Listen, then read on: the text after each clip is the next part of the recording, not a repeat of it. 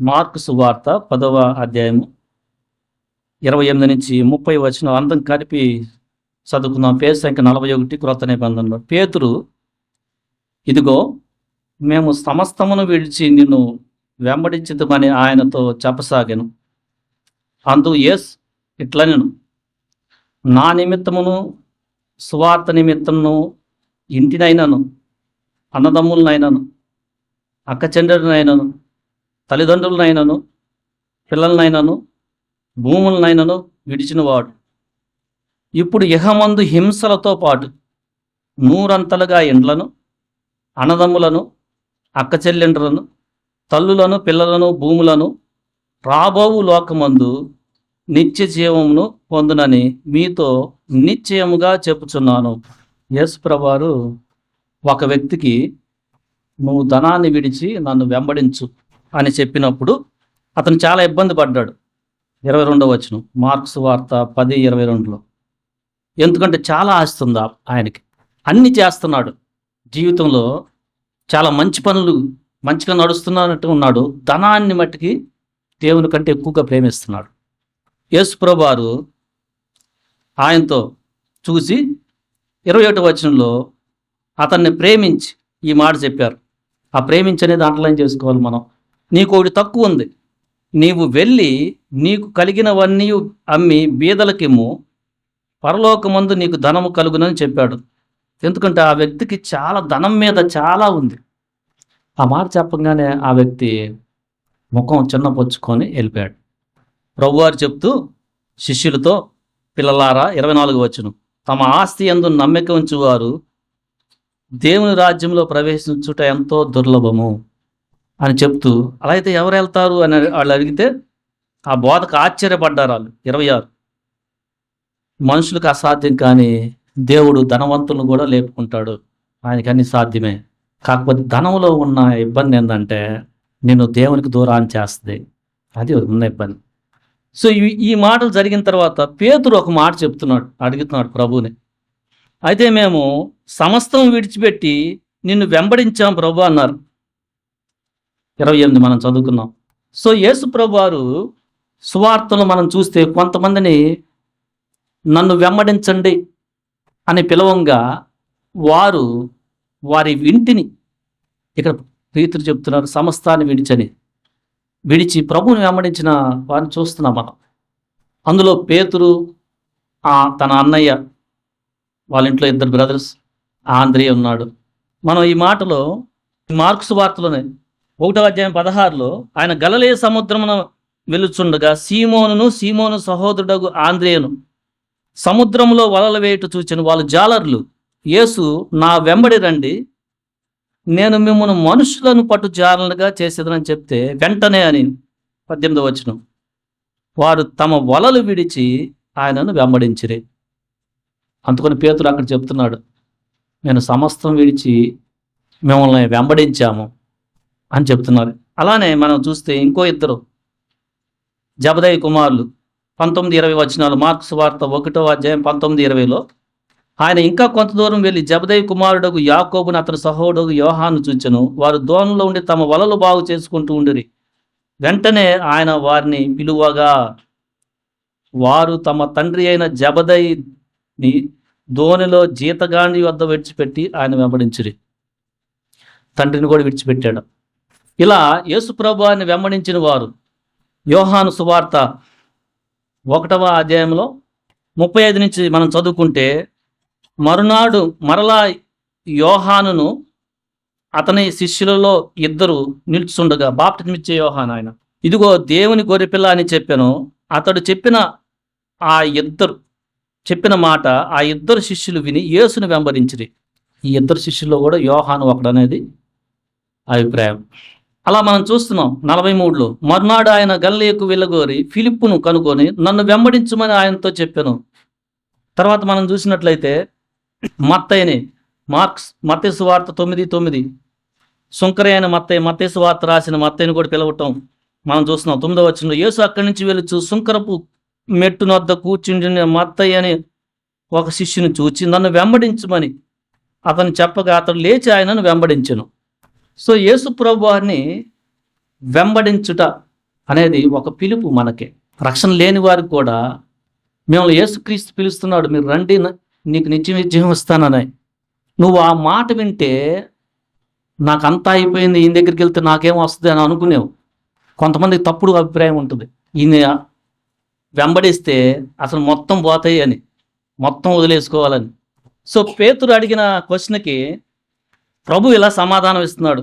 Marks వార్త మనం చదువుకున్న లేఖనంలో, అందుకు యేసు ఇట్లా, నేను నా నిమిత్తము సువార్త నిమిత్తమును ఇంటినైనను అన్నదమ్ములనైనను అక్క చెల్లెండునైనను తల్లిదండ్రులనైనను పిల్లలనైనను భూములనైనను విడిచిన వాడు, అంటే వాటిని విడిచి ప్రభువు కంటే అవి ఇంపార్టెంట్ కాదు అని ప్రభువుని ఎక్కువగా ప్రేమించి వెంబడించే వారి పరిస్థితి ఏంటంటే, వాళ్ళకి దేవుడు చెప్తున్నాడు, ప్రభు ఇప్పుడు ఇహమందు శ్రమలు ఉంటాయి హింసలతో పాటు. అది గుర్తుపెట్టుకోండి. యేసు ప్రభువుని వెంబడించటం అంటే అది శ్రమతో కూడింది, హింస ఉంటుంది. అన్ని సమయాల్లో ఉండవు, ఆయన తోడై ఉంటాడు. ఏంది, ఫస్ట్ నువ్వు ఆయన పేరెత్తితేనే మీ ఇంట్లో వాళ్ళు ఎదురొస్తారు. ఫస్ట్ నువ్వు బాప్టిజం తీసుకుంటాను అనే స్థితికి వస్తుంటేనే ముందు నీ ఇంట్లోనే హింస వస్తుంది. కాకపోతే నువ్వు జాగ్రత్తగా ఉండు. ఆయన సమస్తము కూడా ఆయన ఆలయంలో నీ పక్షా నుండి నిన్ను గణపరిచేట్లుగా నిన్ను హింసించే వాళ్ళని రక్షిస్తాడు. అదే ఆయనకుంది. కానీ నీకు జాగ్రత్త ఉండాలి. భారీగా నువ్వు బాప్టిజం తీసుకొని ముందు వస్తే భర్తంగి ఎదురొస్తాడు, నీకు అడ్డు వస్తూ ఉంటారు. నువ్వు గుర్తుపెట్టుకోవాల్సింది ఏంటంటే, నువ్వు ముందుకు వెళ్ళిపో, అంతే, వెళ్ళిపో, దేవుని మహిమ చూస్తావు. సో ఇలా నీకేం జరుగుతుందంటే హింస వస్తున్నట్టు ఉంటుంది. అక్కడతో ఆగువాక. ప్రభు హింసతో ఆపేసేవాడు కాదు. హింసతో పాటు 100 అంతలుగా ఇండ్లను, అన్నదమ్ములను, అక్క చెల్లెండ్లను, తల్లులను, పిల్లలను, భూములను ఈ లోకంలో నీకు ఇస్తాడు. అంతేకాదు, రాబోయే ఆయన రెండోసారి వచ్చినప్పుడు ఆ లోకమందు నీకు నిత్య జీవాన్ని ఇస్తాడు. సో ప్రభువుని వెంబడించే స్థితిలో రక్షించబడిన నువ్వు ఉన్నావా? ఆయన వెంబడించడం అంటే ఇప్పుడు ఆయన లేడు, కానీ రక్షించబడిన నీకు ఆయన నీ హృదయంలోకి వచ్చి ఆయన చెప్తున్న మాట విని ఆయన ఆజ్ఞని చాలా ప్రియముగా నువ్వు భావిస్తే, ఆయన యొక్క శిలువ మార్గాన్ని చాలా ఇష్టంగా నువ్వు ప్రేమిస్తే, యేసుప్రభు వారు చెప్పారు లూకాసు వార్త 9వ అధ్యాయం 23లో,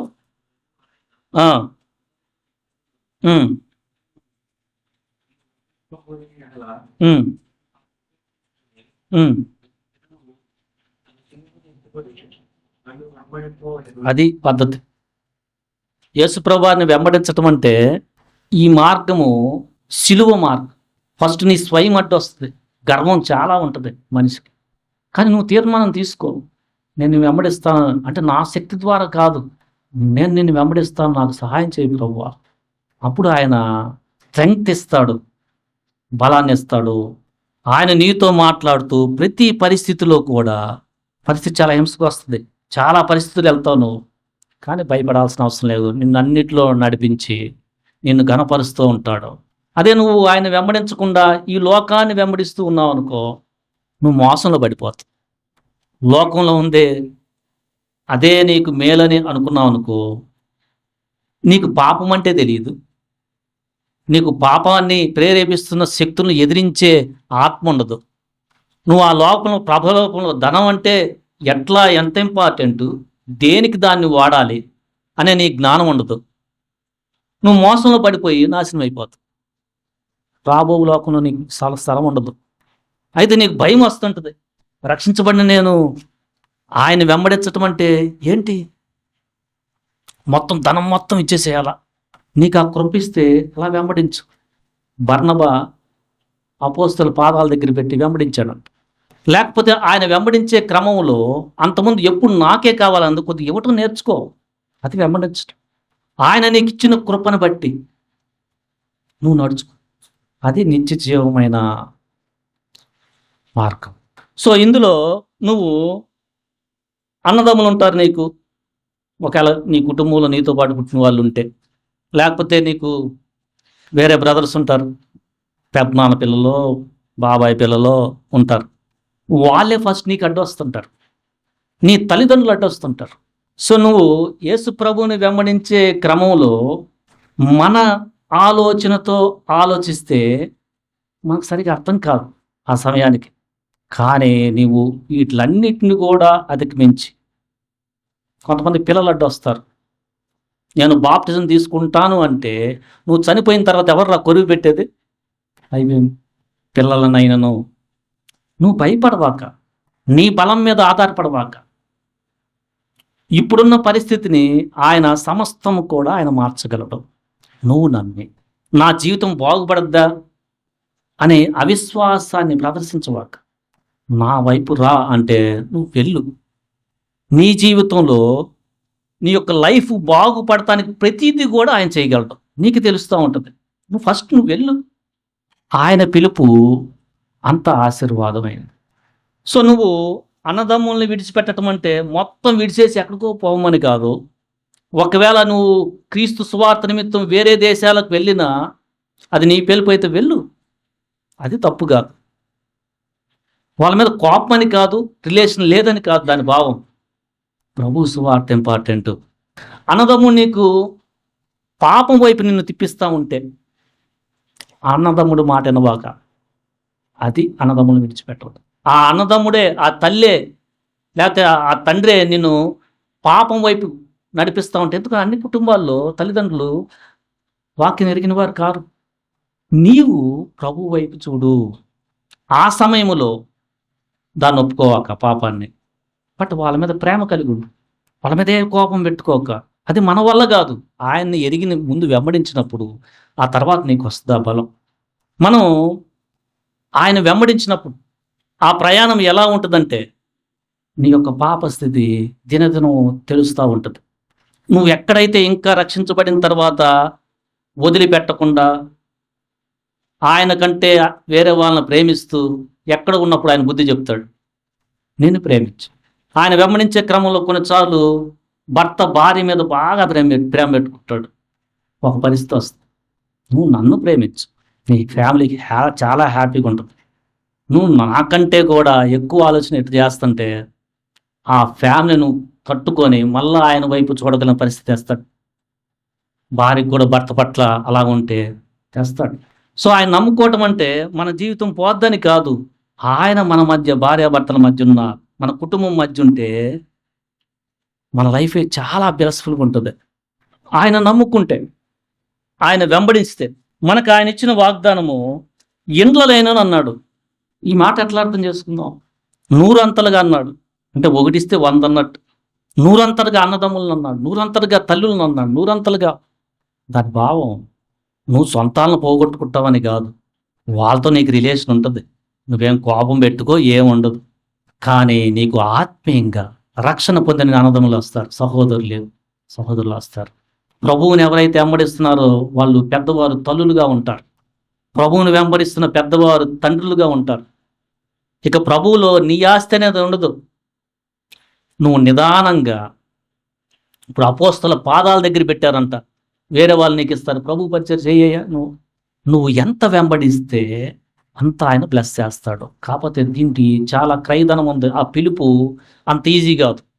ఆయన చెప్పాడు, ఎవరైనా గోపురము కట్ట గోరిన ఎడల అసలు కడతానికి డబ్బులు ఉన్నాయా లేవా అని ముందే చూసుకొనడా, మధ్యలో కట్టేసి ఆపేసాడు అనుకో నవ్వులాట వస్తుంది అని చెప్పాడు. నన్ను వెంబడించడం కూడా అట్లా ఉంటుంది. ఆయన వెంబడించటం అంటే నిత్యము దీనుడిపై, ఆయన కృపపై అప్పుడప్పుడు గర్వం వస్తూ ఉంటుంది, అనగదీస్తూ ఉంటాడు. అది ప్రేమతో. ఆ ప్రేమతో అనగదీస్తున్నాడని ఒక పక్కన మనం వదలకుండా కృప చూపిస్తూ ఉంటాడు. ఇక్కడ ఆ స్థితిలో కూడా నువ్వు నడిచి దేవుని యందు సంతోషాన్ని పొందుతూ ఉంటావు. అది ఆయన వెంబడించే క్రమంలో నీకు కలిగే ధన్యత. సో రక్షణ పొందిన నీవు దేవుని యొక్క ఆజ్ఞల్ని, చెప్పిన మాటనే ఆయన నేను వెంబడించాలా, నా గొర్రెలు నన్ను వెంబడిస్తే అన్నాడు ఆయన. నా స్వరం అంటే ఆయన వెంబడించడం అంటే ఆయన మాట వింటూ ఉంటావు, తెలుస్తూ ఉంటుంది. ఈ పరిస్థితిలో ఏం చెయ్యాలా వారితో చెప్పాడు. నన్ను వెంబడించిన మీరు ఇశ్రాయేలు 12 గోత్రాలను ఆ రాబో కాలంలో తీర్పు తీర్చేవారుగా ఒక్కొక్కనే ఆ గోత్రానికి తీర్పు తీర్చి ధన్యత ఇస్తాను అంటున్నాడు. ఆ రాజ్యంలో మనకంత ధన్యత ఉంది. ఈరోజు రక్షణ పొందిన నీవు యేసు ప్రభువారిని వెంబడించే క్రమంలో ఉన్నావా? ఫస్ట్ అసలు వెంబడించటం అంటే సరైన అవగాహనలో ఉన్నావా? వెంబడిస్తే మొత్తం అయిపోయింది కదా, ఆ భయంలో ఉన్నావా? అది కాదు. వెంబడించటం అంటే ఆయన నీకు ఇచ్చిన కృపను బట్టి ఈ సమయంలో నువ్వు చేయగలవు, నేనున్నాను, ఇప్పటిదాకా నీవు ప్రభువుని అడగటమే తెలుసు, ఇప్పుడు ఇవ్వటం నేర్చుకో. కొంచెం పరలోకంలో ధనం ఉంటుంది, కొద్దిగా ఇవ్వటం నేర్చుకో. అప్పుడు నీకు తెలుస్తుంది. ఫస్ట్ పెయిన్ వస్తుంది, ఏంది మొత్తం పోయింది ఇవ్వంగానే. కొంతమందికి ఎప్పుడు దేవుని దగ్గర కావాలి కావాలి అనుకుంటారు. ఆయన వెంబడించే విధానం అది కాదు. ఆయనకి నిన్ను ఇచ్చుకోవటం, ఆయన ఇస్తాడు ఫస్ట్. ఎందుకంటే మనం అంత బలహీనం. మనకి ఆయన కార్యము చేయకపోతే మనకు అసలు మన మనసు అసలు అంగీకరించడం కష్టం. అంత సిన్లో ఉన్నాం, అంత అపవాది యొక్క ప్రభావంలో, దూతల ప్రభావం ఉన్నాం, లోక ప్రభావంలో. అయితే రక్షణ పొందిన నీవు ధన్యుడు. ప్రభు చెప్తున్నాడు, నన్ను వెంబడిస్తే పేతురుతో ఫస్ట్ హింసలతో పాటు. ఎందుకంటే నువ్వు సాక్ష్యం చెప్పాల్సి వస్తుంది. నువ్వు ఇప్పుడు దాకా ఆఫీసులో ఉండి దేవుని గురించి ఒక్క మాటైనా చెప్పగలిగిన పరిస్థితి వచ్చినప్పుడు నువ్వు నెమ్మదిగా ఉండొచ్చు, ఏం మాట్లాడకుండా. అది వెంబడించటం కాదు. నీ ఆఫీసులో నువ్వు అసలు ఫ్రెండ్స్ ముందు నువ్వు ఇప్పటిదాకా క్రీస్తుని నమ్ముకున్నాను అనే మాట ఇప్పటికైనా చెప్పగలిగి ఉండాలి. ఒక సంవత్సరం కన్నా ఖచ్చితంగా చెప్తాడు. చెప్పకుండా ఉండలేడు అసలు. ఆ క్వాలిటీస్ కనిపిస్తుంటాయి. అంటే మాటతో ప్రభువుని గణపరుస్తూ ఉంటాడు. అక్కడ ఏమొస్తుంది అతనికి, వ్యక్తికి ప్రాబ్లం ఏంటి? స్వయం అడ్డు వస్తుంది. నేను ఇప్పుడు ప్రభు గురించి చెప్పాను అనుకో, నా జీతం తగ్గిస్తాడు, నన్ను మాలాడు అనుకుంటాడు అని ఒకడు అనుకుంటాడు, నన్ను తక్కువాడు అనుకుంటాడు ఇంకోడు అనుకుంటాడు. ఇవన్నీ వస్తాయి నీకు ప్రాక్టికల్గా. డబ్బులేం ఖర్చు అవ్వలా, ఇంకా స్వయము నీ సిరువులు ఎత్తుకోవాలా. నవ్వుతాడు ఇంకొకడు. ఎవడు నవ్వుతాడు? నీకంటే అజ్ఞాని కూడా నీ దగ్గరికి వచ్చి, ఏంటో పిచ్చోళ్ళలాగా ఉన్నావు అంటాడు. నీ హృదయం టేరైపోతుంది. కాకపోతే భయపడ. అలాంటి సిమ్టమ్స్ కనపడుతున్నాయి అంటే నువ్వు నడుస్తున్నావు, ముందుకెళ్ళు, స్టెప్ వెనక్కి ఇవ్వక. నీ బలం సరిపోవట్లేదా? ఇవ్వు యథార్థంగా. ప్రభు నా వల్ల కావట్లేదు. ఏందాడు, నేను ఎంటెక్ చేస్తే అసలు చదువుకున్నాడు వచ్చి నిన్ను వెంబడిస్తుంటే నాకు నీతులు చెప్తున్నాడేంటి? నువ్వు వాడిని ఎదిరించి మాట్లాడలేవు. సాత్వికం నేర్చుకుంటూ ఉంటావు, ఎట్లా మాట్లాడాలా ఏంటిది? అంతకుముందు అయితే ఇదంతా ఉండదు నీకు. ఎట్లయినా నీ గర్వాన్ని బట్టి, నీ జ్ఞానాన్ని బట్టి ఎట్లా పట్టినా తృణీకరించి మాట్లాడేయచ్చు. ఆయన వెంబడించటం అట్లాగా ఒక పద్ధతి ఉంటుంది. మాటలు ఇంకా టేరవుతూ ఉంటుంది. ఎట్లా చెప్పాలి ఏంటి? ఇది వెంబడించటం. ఈ ప్రయాణంలో ఉన్నావు అసలు. ఏంటబ్బా నీకు భక్తి తెలియట్లేదా? వరి అవ్వాక. ఆ లోకంలో నిత్యజీవం, ఈ లోకంలో హింసలతో పాటు ఇంకా ఉన్నాయి. నూరంతలుగా అన్నదమ్ములు నిదానంగా వస్తుంటారు నీకు. ప్రభువు నమ్ముకున్న వారు, నిన్ను హానర్ చేసేవాళ్ళు. అసలు నువ్వు చాలా మారిపోయావురా. నీ కుటుంబంలో బ్లెస్సింగ్, రియల్ బ్లెస్సింగ్ చూస్తూ ఉంటారు. అది దేవుడు ఇస్తాడు. ఎప్పుడు నువ్వు ఆయనని నీ సిలువ ఎత్తుకొని వెంబడిస్తే. ఆయన్ని వెంబడించే క్రమంలో ఆయన గురించి ఒక మాట చెప్పాల్సిన సమయంలో చెప్పగలుగుతున్నావా? ఎప్పుడు చెప్పేయమని కాదు, చెప్పాల్సిన సమయం దేవుని వాక్య ప్రకారం ప్రభు ఇప్పుడు చెప్పు, ఇప్పుడు నువ్వు చెప్పాలి అని నిన్ను ప్రేరేపిస్తుంటే ఆయన గురించి సాక్షిగా చెప్పగలుగుతున్నావా? ఒక మాట. ఆయన వెంబడించే సమయంలో జాగ్రత్త చాలా అవసరం. కొన్నిసార్లు గాఢాంధకారమైన లోయలు వెళ్తావు, ఆయన నీ దుడ్డు కర్ర దావీదు చెప్పినట్లు కాపరిగా ఆయన ఉంటాడు. కొన్ని పరిస్థితుల్లో వేరే వాళ్ళ పట్ల ఓర్పు నీకు చెప్పాలి అనే క్రమంలో అసలు నువ్వు ఎంత చెప్తున్నావు వాళ్ళకి అర్థం కానట్టే ఉంటారు. నువ్వు ఫాల్టర్ అవుతావు. అవ్వని కాదు. సమస్తమును వెంబడించి తిని ప్రభు అన్న పేతురే యేసు ప్రభువారు పునరుద్ధానుడై తిరిగి లేచిన తర్వాత యోహాను సువార్తలో చేపలు పడటానికి వెళ్ళిపోయాడు. ఫాల్టర్ అవుతావు, ఆయన విడువడు. అది లాంగ్ టర్మ్ విజయాన్ని ఆపే ఫాల్టర్ కాదు. నీ రియాలిటీ తెలుస్తుంది. ఓకే, ప్రభు ఎంత ఓర్పు చూపెట్టాడు. ఓర్పుకు సంబంధించిన లేఖనాలు అధ్యయనం చేస్తూ ఉంటాం. ఎంత నేనే ఇచ్చింది, నీకు ప్రభు సహాయం చేస్తాడు. ఆ పరిస్థితి నుంచి నువ్వు తప్పించబడి నువ్వు మళ్ళా మనుషులు నిన్ను ఘనపరిచే పరిస్థితిలోకి వెళ్తుంటావు. ఎప్పుడైతే పరిస్థితిలో ఉండవు. ఆయన వెంబడించే పిలుపు చాలా ఉన్నతమైన పిలుపు, గుర్తుపెట్టుకో. ఈరోజు నువ్వు ప్రభు నేను పిలుస్తా ఉన్నాడు, నన్ను వెంబడించు అంటే మొత్తం వదిలిపెట్టి రమ్మని కాదు. ఆ స్థితిలో నేను నడిపించిన కృప అప్పుడు ఇచ్చినప్పుడు అది చేయగలవు. ఫస్ట్ స్టార్టింగ్ సత్యం చెప్పు. ఎవరన్నా భయపెట్టే పరిస్థితి చెప్పాడు, నువ్వు సత్యమే పలుకు వెంబడించినట్టు. ఎందుకంటే ఒకప్పుడు నువ్వు భయపడి నువ్వు ఎప్పుడు అబద్ధాలు చెప్తూ ఉంటావు అంతే. యథార్థతకు వస్తానే చాలా టైం పడుతుంది కొంతమందికి. అఫ్ కోర్స్ మనం నడిచే ప్రయత్నంలో ఈ యథార్థతలో వచ్చిన కొన్నిసార్లు పరిస్థితి తప్పైనప్పుడు పడిపోవచ్చు. బట్ నీకు అక్కడ ప్రభు బలం ఇస్తాడు. అలాంటి పరిస్థితి ఏంటి ప్రభు, యథార్థం లేకపోయాను, హెల్ప్ చేస్తాడు, మళ్ళీ నడుస్తాం. సత్యం చెప్పేటప్పుడు నీకు వచ్చే ఇబ్బందులు గమనించగలిగావా? నీతి కోసం ఆకలి తప్పులు వస్తాయి, అప్పుడు అర్థమవుద్ది ఆ మాట. ఎందుకంటే అబద్ధం చెప్పలేవు. పక్కన వాళ్ళు అబద్ధం చెప్పేసి ఎంత కొన్నావరంటే ఎంత అంటాడు, అటు ఇటు తిప్పేస్తాడు, అది ధనం సంపాదించుకుంటూ వెళ్తుంటాడు. నువ్వు సత్యం చెప్తుంటే నీ ఇంక్రిమెంట్ చాలా గ్రాడ్యువల్గా అలా ఉంటుంది. వాడు ఒకేసారి ఇట్లా అంటాడు, కాబోతాడు, అట్టబడిపోతాడు. కానీ నీకు ఆ జ్ఞానం ఉండి నిత్య ఆశీర్వాదం సత్యమే. నేను సత్యములో నిలిస్తే ప్రభువు నా పరిస్థితిని కూడా మార్చేసి నన్ను హెచ్చిస్తాడు. అది మనకు ధన్యత. నీకు అర్థం కాలేదనుకో, సత్యం చెప్పు. అసలు వెంబడించడం కష్టంగా ఉందనుకుంటావు. రక్షించబడి కూడా నువ్వు కొన్ని రకాల పాపాలు తెలియకుండా జీవిస్తూనే ఉంటావు. అట్లా ఆయన వెంబడించే క్రమంలో నువ్వు ఎప్పుడు పడిపోవని కాదు, చిన్నదానికి ఊరకనే పడవు. నీ బెస్ట్ ఫ్రెండ్ నీకు అడ్డొస్తాడు, సంఘంలో బిడ్డే, సమాధానం పోయే పరిస్థితి ఏర్పడుతుంది. నేనట్టు సారీ చెప్తాను. అలాంటి సమయాల్లో తప్పిపోయిన వారు చాలామంది ఉన్నారు. జీవితంలో పలకరు. అప్పుడు దాకా ఇద్దరు కలిసి పరిచయం చేస్తుంటారు. ఒకటి వస్తుంది అన్నీ చెప్పే సమయంలో, ఈసారి నాకు చెప్పకుండా చేశాడే అని ఒకటి. ఆ వచ్చిన అపవాది పెట్టే ఆలోచన నీకు అతని పట్ల ద్వేషాన్ని క్రియేట్ చేస్తూ ఉంటుంది. ప్రభు చెప్తూ ఉంటాడు, ఎంత నేర్చుకో, నీకు చెప్పకపోతే ఏమవుతుంది? ఇంకా నీ స్వయం సరిపోలేదా, చావలేదా, నిన్ను హాని చెయ్యాలా? అలాంటి మాటలు అప్పుడు వస్తాయి వెంబడించే క్రమంలో. అతను ఆల్రెడీ నీతో పలకరని వెళ్ళిపోయి ఉంటాడు. నువ్వు సమాధానం కాపాడుకోవాల్సి వస్తుంది. నువ్వే మొదటి స్టెప్ వేసి సమాధాన పడాల్సి వస్తుంది. నీ స్వయం అంతా పోతుంది. అప్పుడు బ్లెస్సింగ్ అవుతావు. అది వెంబడించడం.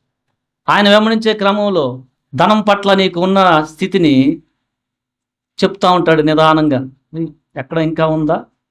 ఒకడేదన్నా ఇబ్బంది పెడితే అంతకుముందు తిట్టుకుంటా ఉండేవాడు, తెగ చెబుతూ ఉండేవాడు. వాడు వచ్చి ఎగ్గొట్టేశాడేంటి అనంగానే ఇప్పుడు వస్తుంది నీకు. ఆ క్రమంలో నీకు తెలుస్తూ ఉంటుంది, అరే ఇక్కడది కాదుగా నా జీవితం. అది ఎంతో కాదు, ఇనిషియల్గా నీకు ఒక 50 రూపాయలు లాస్తోనే చూపెడతాడు ప్రభు. ఎందుకంటే నువ్వు అనుమతించలేని శోధన క్రియేట్ చేయడు. ఆ 50 రూపాయల్లోనే నీకు చాలా ఇబ్బంది వచ్చేస్తుంటుంది. చెప్పేయాలా, ఆగు, క్షమించు, ఒకవేళ అడిగిన నెమ్మదిగాడు. అది వెంబడించడం. ఆయన వెంబడించే క్రమంలో నువ్వు ప్లస్ అవుతుంటావు. నీ శాలరీ పెరిగిపోతుంటుంది. ఇవ్వటం నేర్చుకో. ఎందాక ఇక్కడ తను మంచి ఇవ్వటం నేర్చుకో. పరలోకం ధనం గురించి ఆలోచించే అనగా ఇనిషియల్గా నీకు చాలా ఇబ్బంది అవుతుంది. లెక్కలు చూసుకుంటా ఉంటావు, ఇదే అదే ఇదే అని. ఆ బలహీనతలోనే ప్రభు ఇవ్వటం నేర్పుతాడు. ఇచ్చినాను కొన్నిసార్లు గింజుకుంటూ ఉంటా అయిపోయిందని. తర్వాత నీ స్థితి ఎలా తెస్తా అంటే హ్యాపీగా ఇవ్వటం. ఎందుకంటే ఆయన ధనవంతుడై ఉండి మీ నిమిత్తము ఆయన దరిద్రుడు ఆయననే మాటలు నీకు గుర్తొస్తాయి. ఓకేనా, ప్రభు లోకము దాని పరిపూర్ణత ఆయనయే, సమస్తం కూడా విడిచిపెట్టేశాడు. నేను ఏదో 100 రూపాయలు ఆయన ఇచ్చిన దాంట్లోనే దావీదు నేను ఇస్తున్నాననే మాటలు అప్పుడు గుర్తొస్తాయి. లేకపోతే రా ఏం చేశాడు, సనుగుడు వస్తుంది. సో ఆయన వెంబడించటము నీకు చాలా మంచిది. కానీ అపవాది నీకు ఆ జ్ఞానం లేకుండా చేస్తాడు. రక్షించబడిన వారికి ఇది మాట. రక్షించబడి కూడా ఆయన వెంబడించే ఆలోచన కూడా లేకుండా ఎలా పడితే అట్లా జీవిస్తున్నారు ఉన్నారు. కానీ ఈరోజు బల్లో పాల్పొంగిపోతున్నాం. పేతురు అడిగిన ప్రశ్న, ప్రభు మేము సమస్తము నిన్ను వెంబడిస్తున్నాం. ఈరోజు పేతురు గురించి చూస్తే ఆయన క్యాథలిక్ చర్చ్కి హెడ్. వీళ్ళ పేర్ల మీద చూస్తే కట్టబడిన చర్చిలు అన్నీ ఇన్ని కాదు. సెయింట్ పీటర్ ఆ పేరుతో, సెయింట్ పాల్ పేరుతో, సెయింట్ జాన్, యోహాను వాళ్ళు వెంబడించారు. ఆ పేర్లు ఎక్కడ చూసినా ప్రభు అంత కనపరుస్తాడు. ఆయన వచ్చిన దాకా జాలరు వాళ్ళు. సో ఆయన వెంబడిస్తే ఏమవదు, నాకేమవదు అని అనుకునే తీర్మానానికి అసలు ఉండవాక ఫస్ట్ ఇప్పుడు నా ప్రభువు నిన్ను పిలుస్తున్నాడు, నన్ను వెంబడించు బిడ్డ, నీకు శ్రమలు వచ్చినా నేను తోడై ఉంటా బిడ్డ, నీ కృప ఇచ్చి నిన్ను నడిపిస్తాను, వర్రీ అవ్వక అన్నీ పోయినాయి అని. ఈ సమయంలో తల్లిదండ్రులు అడ్డొస్తున్నారా? 1 సంవత్సరమే, నేను వాళ్ళ హృదయాన్ని మారుస్తాను, నీ గురించి మంచి అభిప్రాయం ఇస్తా, మళ్ళా సెటరేట్ అయిపోతుంది. భర్త అడ్డు వస్తున్నాడా? ఏమవుతావు, నువ్వు తీర్మానం తీసుకో. ఆయనే నీ ప్రవర్తన రక్షించబడిన తర్వాత చూసి ఆయన చాలా నెమ్మది పొందుతూ ఉంటాడు. నువ్వు చాలా మారిపోయావా, నేనే తిట్టాను అనవసరంగా అంటాడు. డబ్బులు పోయినాయి అనుకుంటున్నావా? నీకు పోయినట్టే అంటే పరలోకంలో ధనం ఉంటుంది. అంతేకాదు నీకు ముందు ముందు ఇచ్చి ఖర్చు పెట్టు అనేవాళ్ళు వస్తారు. నువ్వు ఇంకా వెళ్తుంటే, అయ్యా నేను ఒంటరిగా ఉన్నాను, చనిపోతున్నాను, నీ పరిచర్యకి నీకు ఈ బాధ్యత అప్పచెప్తున్నాను, నువ్వు దీన్ని దేవుని పరిచర్యకు వాడైన వాళ్ళ ఇల్లులు రాసి వెళ్తారు.